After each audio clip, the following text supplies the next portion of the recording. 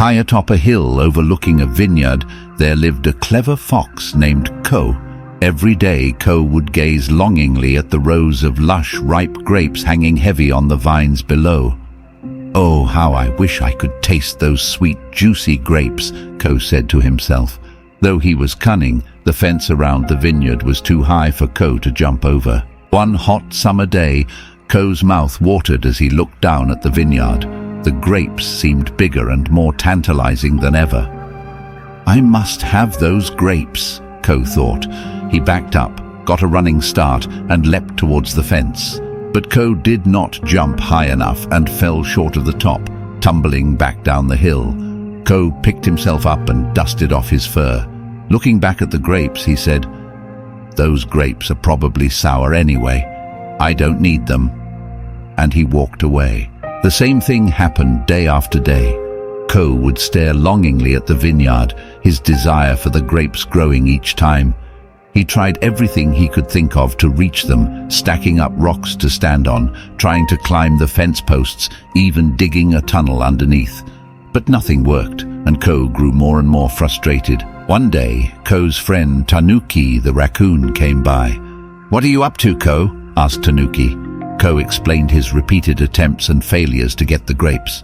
"Why don't you just look for some other grapes?" suggested Tanuki. "There are plenty of wild grapes growing in the forest." "No, I must have those grapes from that vineyard," insisted Ko. "I just know they must be the most delicious grapes in the world." Tanuki shook his head. "Don't be trapped by your desires, my friend. There are always other paths to walk." But Ko refused to listen. His mind was stuck on obtaining the one thing just out of his grasp. That night, Ko had a dream. He was sitting under a tree in a beautiful forest clearing, surrounded by bountiful grapevines laden with ripe, juicy grapes. As he reached up and picked them, their sweet juice filled his mouth and trickled down his chin. Ko ate his fill, feeling completely satisfied and at peace. Just then, a gentle voice spoke. "Little fox, why do you trap yourself? All you seek is already around you, if only you open your eyes to see." Ko looked around and realized the forest was full of grapevines, their branches bowed under the weight of abundant fruit.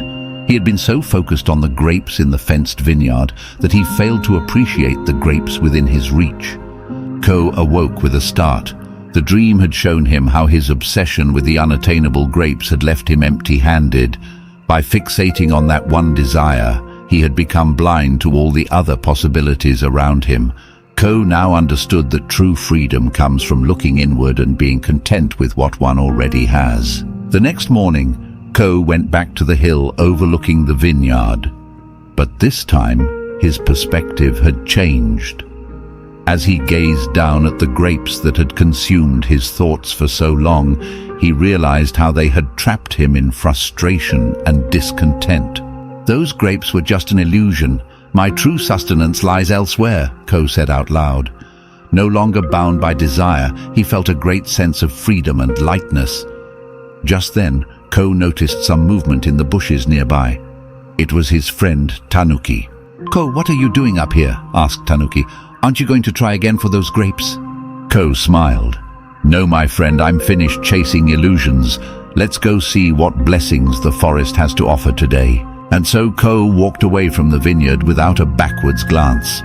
He knew that genuine happiness comes not from chasing desires, but from savoring what one already has. For the first time in a long while, Ko felt truly content. This is Narrative Dreamscape. Thanks for watching.